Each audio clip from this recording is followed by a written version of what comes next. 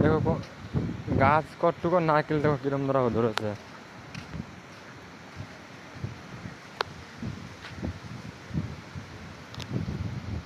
তোকে ছিঁড়ে ছিঁড়ে নিয়ে চলে যাচ্ছে।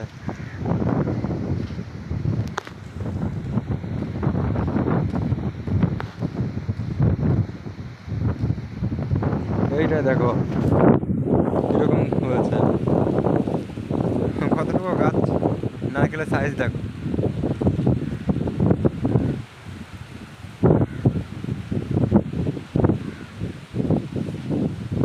এরকম সব গাছে আছে।